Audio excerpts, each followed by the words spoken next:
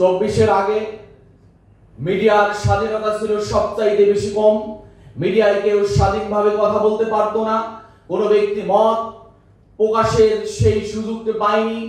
যখন আমরা স্পেশালি ইসলামী ছাত্র শিবির এবং সেই ফ্যাসিবাদ বিরোধী শক্তি যারাই ছিল, যখনই তারা তাদের বিরুদ্ধে কথা বলেছে তখনই তাদেরকে গ্রেফতার, জুলুম, নির্যাতন, রিমান্ডের নামে নানা জুলুম এবং নির্যাতন শিকার হতে হয়েছে।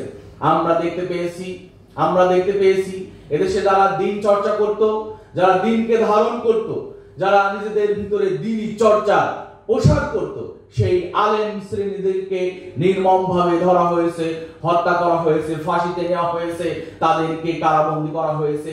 তাদের জুলুম নির্যাতনের বিভৎস চিত্র আমাদের কাছে স্পষ্ট। কাজে একটি জাতি কিভাবে ফ্যাসিবাদী শক্তিকে ফেস করে 24-এর বিজয় এসেছে, এটা আমরা যদি দেখি তাহলে দেখতে পাবো শুধুমাত্র আমাদের আবু সাইদরা মুগ্ধ, ওয়াসিম, শান্ত, যারা সূচনা করেছিল আবু সাইদের সেই সূচনা দিয়েই 24-এর সেই ফ্যাসিবাদীদেরকে এদেশ থেকে বিতাড়িত করার যাত্রা শুরু হয়েছিল। আমরা যদি দেখি সেই আন্দোলনে সকল দল বল নির্বিশেষে সবাই অংশগ্রহণ করেছে, কিন্তু এই কথা স্পষ্ট, এখানে কোনো একক দলের কোনো ভূমিকা ছিল না। ছাত্র জনতার দ্বারা এই বিপ্লব সাধিত হয়েছে। আজকে আমরা দেখতে পাচ্ছি একটি শক্তি, একটি চক্র এখনো সেই বিপ্লবকে প্রতি বিপ্লবে পরিণত করার ষড়যন্ত্রে লিপ্ত আছে।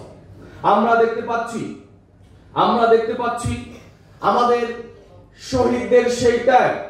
শহীদদের সেই আত্মত্যাগ, আহত পুঙ্গত্ব বরণকারীদের সেই ত্যাগকে ধারণ করার মতো শক্তি আমাদের এই প্রজন্মের অনেক ব্যক্তিরাই এই প্রজন্মের সেই ত্যাগকে স্বীকৃতি দিতেও অনেক ক্ষেত্রে তারা দ্বিধাদ্বন্দ্বে ভোগেন।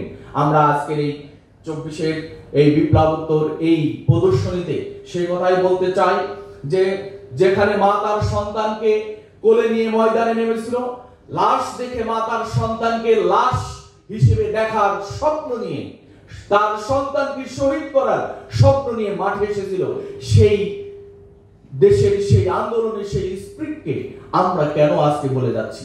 কেন আমরা সেই স্পিরিটটাকে ধারণ করতে পারছি না? এই উপস্থিতি আমি যদি বলি 24-এর সেই স্পিরিটটাকে আমাদের ধারণ করা এখন সময়ের দাবি। আমরা যদি 24-কে ভুলে যাই তাহলে প্রায় 2000-এর অধিক যে শহীদ, লক্ষ লক্ষ ছাত্র জনতা যেভাবে আত্মত্যাগ করেছে, তাদের সাথে নির্মম বিশ্বাসঘাতকতা ছাড়া আর কিছুই আমি দেখি না। কাজেই আমাদের এই প্রজন্মকে 24-কে ধারণ করতে হবে, 24-এর স্পিরিট আমাদের লালন করতে হবে এবং ফ্যাসিবাদের জুলুমের বিদায়টা আরো অনেক সময় নিয়ে আমাদেরকে দেখতে হবে যে তারা এখনো বিভিন্ন ছদ্মবেশে আমাদের উপর চেপে বসে আছে। তাদেরকে বিদায় দিতে হলে আমাদের আরো বেশি ঐক্যবদ্ধতার সাথে মাঠে থাকতে হবে।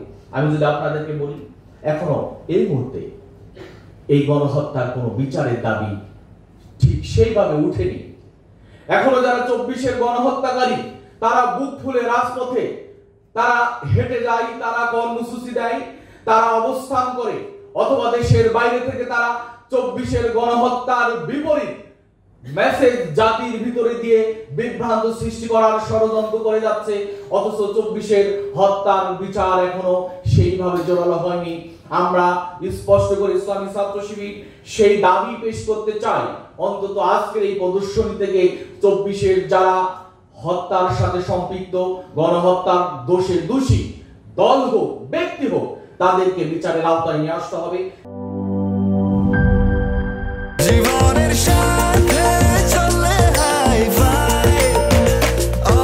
স্বাস্থ্যকর অল টাইম, সব সময় অল টাইম হেলদি লাইফ।